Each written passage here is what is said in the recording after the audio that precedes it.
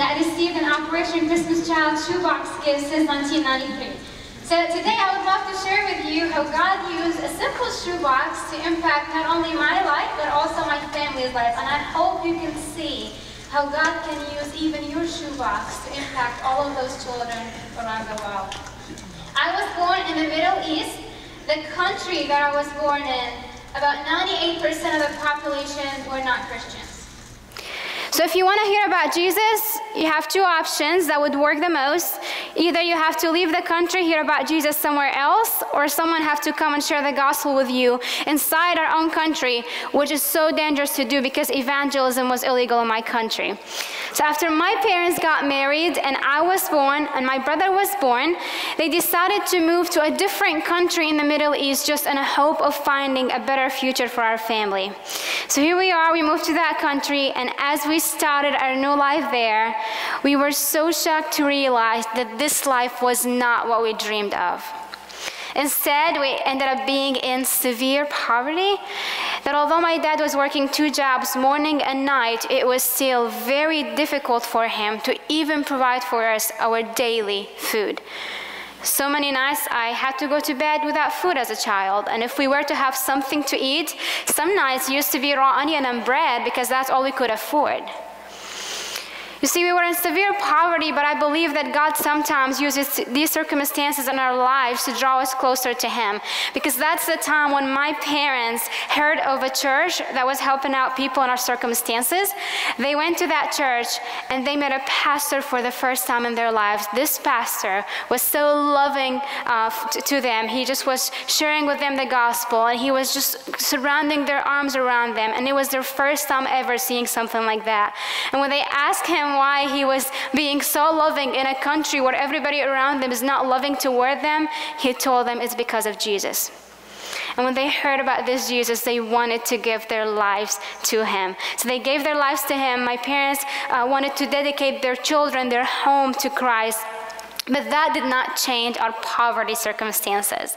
We were still in severe poverty. But what changed was the way we looked at poverty. Instead of us looking at it as this bad things that's surrounding us that we can't do anything about, we knew that we have a God who knows what we need before we even ask. We trusted that we have a big God, that poverty is not going to determine who we are. He's going to be the one who is just going to come and pierce through this poverty and provide everything that we need. So we decided as a family that we ever going to need anything, we're going to bring it to God in prayer. So they came, and my parents were teaching my brother and I to pray for everything that we needed. And I remember as a child, I used to be in my mom's right hand, and my brother used to be on her left hand. And she used to tell us, this is how you pray. You just ask God for everything that you need, and actually you can just talk to Him like you're talking to me. As a child, this was so hard to do because everything that I hear, I couldn't see. So I wanted something that's physical that I can touch. If I asked my mom for something, I wanted to have it just right now. So it was so hard to just hear her telling me about prayer because I couldn't see the result of what I was praying for. Yet my mom told me, Dania, you have to trust God, and if He thinks something is good for you, He will give it to you. So as a child, because I didn't have that many things like other children have, I decided to bring everything I have to God in prayer, including God to send me new toys, God to send me hygiene items, even new clothes, because sometimes, there's the next picture you're going to see that sometimes I used to wear boys' clothes just because people used to pass clothes down to us, and they used to give them to my brother, and when they're too small, I used to wear them. So I couldn't even have my own personal clothes. So I used to pray for God for everything that came to my mind. Even my parents could not buy me gifts for Christmas or even my birthday. So I just surrendered it to God, not knowing how I'm going to get those things, and I just prayed and waited. But one specific year, our family had a very specific need. This need was to have a radio to hear the news back home in our own country, but it was too expensive. We didn't know how we can afford it. So because as a family, we always trusted God in every need that we have, that was also one need that we did the same, not knowing how we were going to get it. Days went by, and we went to church. As we got there, they said today is a very special day because children will receive a very special gift.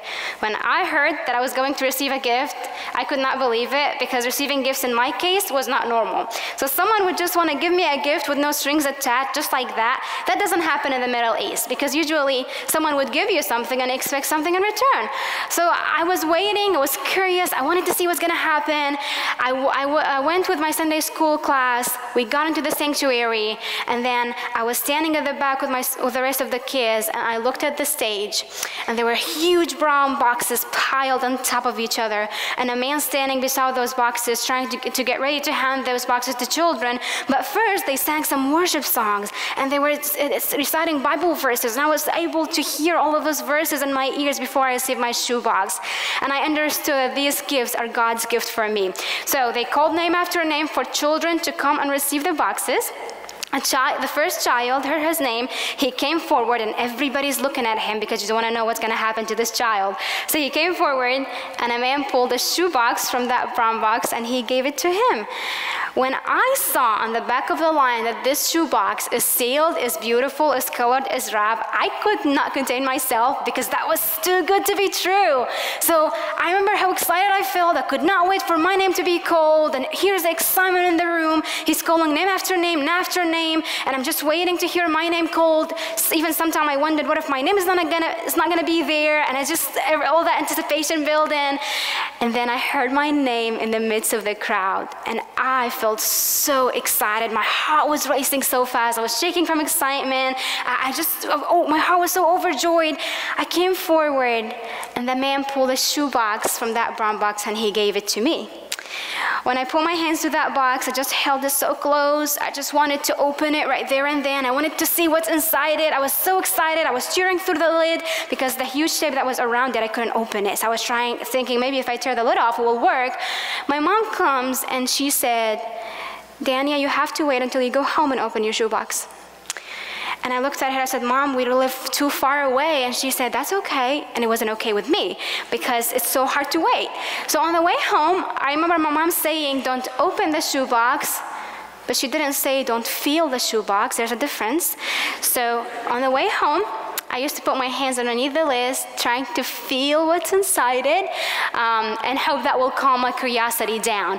So we finally arrived home. My brother also received the box. We ran up the stairs, and we sat in our empty, cold, bare room. And if you have a camera that you can picture the room at that time, you would see an empty room that has no decoration, no color, and there's a family sitting in the middle, and the only colorful things in that room were the shoeboxes that we received. So here was the time to open the boxes. We got through this huge tape that was around it, and I opened my shoebox to see what's inside it. And I remember as I looked inside this box, one thing that stood out the most to me was how new everything was in the box. Because as a child, I always got used things from other people, and I never experienced the joy of having my own new personal items. So to have a box full of new things, that to me was by itself was so exciting. I haven't even gotten inside the shoebox. So I got some stuff in my box that meant so much to me. One thing that I got that I loved so much was a slinky, and I did not know how to play with it at first, so I used to wear it as a bracelet. And one day I just put it on top of the stairs and watch it come down, and I thought that I'd figure out how to play with it, so I loved it so much. Then I received school supplies. With the school supplies, what stood out the most to me was the decorated pencils. Because at that time in my childhood, I've never seen decorated pencils. Actually, I couldn't understand why someone would put so much time and effort in decorating a pencil that you can just use and finish in 1 week. So I was even afraid to sharpen it because I didn't want it to finish. It was just so pretty to use. And then I got a very, very cute Beanie Baby that it was so dear to my heart because I didn't have new toys at that time, and that became one of my best friends. I used to play teacher with her, and she was a very good student. And I tell her all my secrets. It was very special to me. And then I received an activity book that I loved so much. I used to do with pencil, so I can erase it and then do it again later on because I loved it. So here I am marveling over everything I received, and hygiene items, school supplies, and all the activity books. With the hygiene items, I remember the soap that smelled so good that made the entire shoebox smell good. That even my mom didn't want us to take a shower with it because it smelled so good.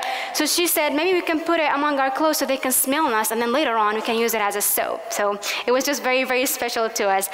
So everything I received were things that I wanted, I prayed for. I knew that my parents could not afford it for me, and I knew that God sent them specifically for me. But the biggest surprise for us was that we found another small box inside the shoebox.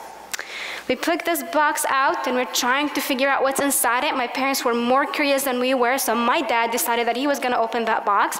He opened the lid, he pulled an item from that box, and when we saw what this item was, we could not believe our eyes. It was a surprise, it was a shock, it was almost impossible to happen. But inside that shoebox, that's what we had. A mini radio. And as we looked at each other, we were just thinking, how is that possible that out of millions of shoeboxes that are sent to millions of children to more than 130 countries around the world, you will receive that shoebox specifically to our family, what we needed and what we prayed for. Now, as a child, this was the tangible way of seeing the result of the prayers that I couldn't see. God was using this shoebox to teach me and even my brother that He is the one who knows what we need. He is the one who can provide everything that we need and we can't provide for ourselves. That even He sent us out of millions of shoeboxes, that specific box to our family. And so I went to bed that night just thinking about how amazing God is, that He would send me this beautiful gift in a time of my life where I didn't depend on anyone to get me those things. And before I go to sleep, I prayed and I thank God for what He has done and for sending me this beautiful shoebox. And the next morning, what I did, I counted every single item in my shoebox because I was making sure that I have the right amount in case my brother took any of my box and put in his box. So I was making sure I have everything there. And we used the items for so long while we were living in that country. But after 7 years of living in that country, God called my parents to go back in our own country and share the gospel with our own people. Which, as I mentioned in the beginning, this is something very, very dangerous to do. So we moved back to that country, and as we start telling people about Jesus, some people wanted to hear it, and they start coming to our home meetings. We did home meetings at our house because we were not allowed to have a church in the village. So we did everything in our small house, and as the entire village heard about this, they were so enraged. They wanted us to leave the village. They responded with severe persecution that they start putting so many things on our doors, threatening us and wanting us to leave the country. And for example, this picture to the left, this is my dad's store. He had a shop to sell and fix watches. It was a small shop, and he went one morning and he found out that there was burned oil poured all over the front door. And there was a threatening letter posted at that door. And that letter said, if you don't stop sharing the gospel, if you don't stop doing home meetings, if you don't leave the village, then you will burn your store and we will kill you and your family. We had so many of these threatening letters posted at our doors when we did not stop. When we didn't stop sharing the gospel, then they went and spray painted the walls of the village with threatening phrases that said, if you don't leave, then we will harm you. If you don't go back to what you were before, then you'll be beheaded. And they start putting all of these phrases all over the village with having my dad's name on it, that you can literally walk in the village and see the name all over the walls. And I remember people used to come to my dad and telling him, when are you gonna leave? Are you not afraid for your family? When are you gonna leave? When are you gonna stop? And this is what he said, and that it pierced my heart. He said, I know that God called me to be in this place to share the hope of Jesus with these people. So because God called me to do this, I know that not even a hair of my head will fall without His permission. So you do whatever you want to do, and I'll keep doing what God has called me to do. And then when we didn't stop, we had a police officer came to our house, and he wanted to shoot the family.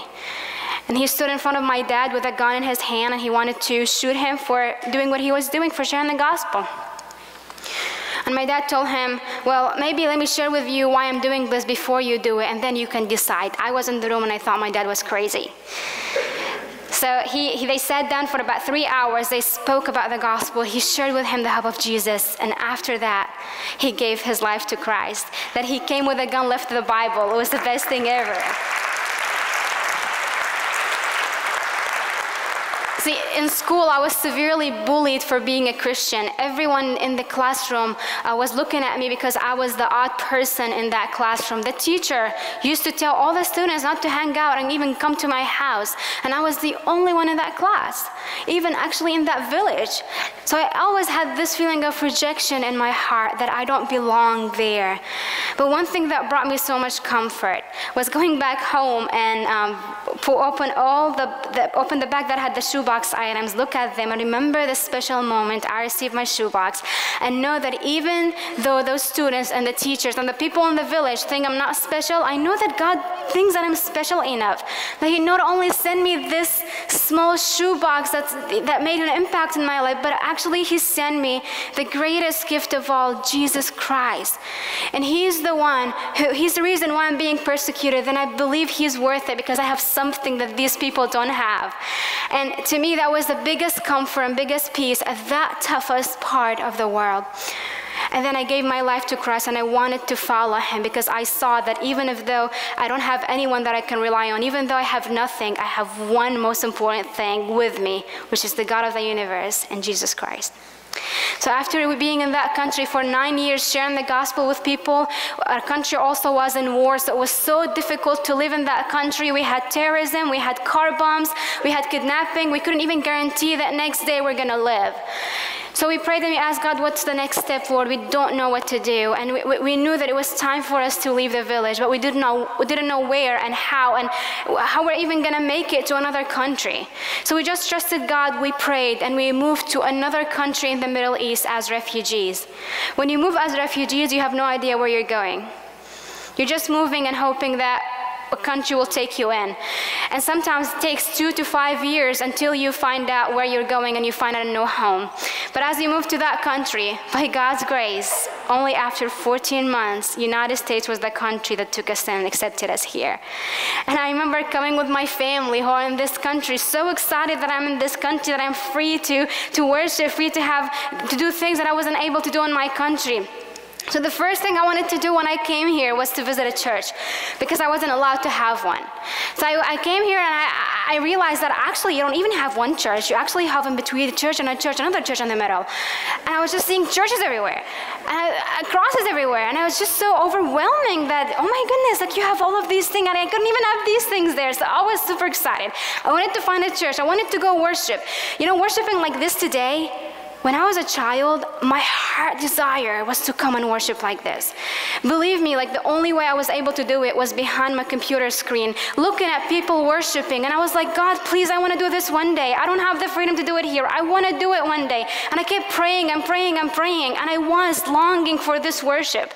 So when I came here and I saw that I can do it freely, that just blessed my heart so much. And I hope it blesses your heart. I know that you come to chapel here and you worship, and maybe sometime it became a routine for you, but other people don't have this advantage and this privilege. So please, as you come, pour your heart out and thank God for the freedom He gave you to worship like you did today. So we came here and I found a church, and after 2 months of being in this country, a lady asked me if I wanted to go and process shoe boxes to children. And I had no idea she was talking about Operation Christmas Child. Actually, I had no idea where they came from. So I went with her, and keeping in mind, I was in the States for only 2 months, I don't know the language, I don't know the culture, I don't know anything. So I went, and she took me to a processing center in Charlotte, North Carolina. If you've ever been to a processing center, you know, it's like a Sam's Club that turned into a factory that to do all the shoe boxes, to process all the shoe boxes, to make sure everything is good. And then they get sent and shipped to those countries. So I went there having no idea what's going on, opened the door and got in, and I saw thousands of people working in front of me. And then Christmas trees, toys, gifts. The first thought that came to my mind, and I am serious, I thought that this was a Santa factory. Because I've seen pictures in the Middle East, and I was thinking maybe this is true, maybe it's real. And I couldn't find Santa, and there were no elves there, so I was trying to figure out what this place was. So as I'm staring at these people, there was a banner hanging from the top, and this banner had the Operation Christmas Child logo. And what I recognized was the shoebox with the wings on it. And as I saw this logo, I remember the moment I received my shoebox, and I realized this is the same one I received when I was a kid. And I could not believe that I was standing at a place where it all happens. I was so excited. I was overwhelming. I didn't even know how to express because it was just unreal. So I'm staring at the people that are working, and I couldn't believe that thousands of people will come and do what they're doing for a child like me to receive a shoebox. This by itself, I couldn't understand. This by itself was more impactful than the physical items I received, because I was able to see the pure love that these people would give to a stranger that they don't know. And I'm sitting at these people being so overjoyed over them. The group that was with me, they heard that I received a shoebox because they saw my expression. And they said, oh wait, you received a box? I did not know it was a big deal to meet the recipient. So I said, oh yeah, but I am so amazed at what you guys do. And they said, no. You received a box? We can't believe that. You have to tell us your story. We have to tell everyone your story. And they were just telling me all those things, and I'm just thinking, why are they so surprised? All I did was receive a box. It's them that they do the work. And they're like, no, I want you. You're the big deal here. I'm like, no, you guys are the big deal. And we were fighting who was the big deal there, because both ends met together, and we're just trying to figure out, like, we just met each other. And it was that beautiful moment that we just saw how God brought these ends to meet. And it was such a very joyful moment in my life. And then they put me in the processing to process shoeboxes. And as they did that, I think they made a mistake, because I took longer than everybody else processing those boxes. Usually it takes a few seconds. Well, it used to stop with me for like about 5 minutes, because I was trying to figure out what to put in that shoebox, and I was so careful of what to put. And every shoebox was a face that I saw a face of a child behind it. So I went home, and I was just so full. I told my parents what happened, and I couldn't understand why God chose me to be one out of a million to be standing at that place witnessing that moment. It was a time of my life when I was wondering why God caused my past to be this way. And so as I am trying to think why God allowed me to be in poverty, why God allowed me to be persecuted, why God allowed me to leave my home, I was just trying to process everything and what I'm doing here. God was showing me that He did it for such a good reason, because someone has to be in poverty to receive a shoebox. So when I come here, I will tell you what it looks like. Someone has to be persecuted as a Christian there. So when I come here, I can tell you what it means to live with that freedom, and that you will not take your freedom for granted. And why God let me leave my home? Well, because after I left my home, in 2 years, my home, my village was overtaken and bombed by terrorist groups. So I wouldn't be here today. You see, the things that I thought were bad that happened in my past, God showed me that they happened for a good reason, for a good purpose. When I was at the time of my life, when I was bitter about why God allowed these things to happen, He showed me that He sees the big picture, not me. So I hope this is encouraging to you. I don't know what's going on in your heads right now. I don't know what you're going in the stage of life. But I just hope you understand that God knows what He's doing. He really does. And if anything happened in your past that you can't understand why it happened this way, when you look back at the end of your life, you would understand why God allowed it, because God has a good purpose for that. So let's come together today and ask God to work in our hearts. We are in this country that God put us in this place. He put us in this country so we can be impactful to show Jesus somewhere else. Today, my favorite way of sharing the gospel with people is by packing a shoebox, not only because I received it, but also I want to share the gospel with people. So I get involved with packing shoeboxes to share the gospel with other people.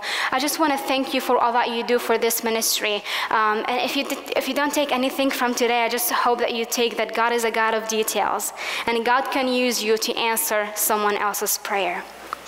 Let's bow our head for a moment too in front of God.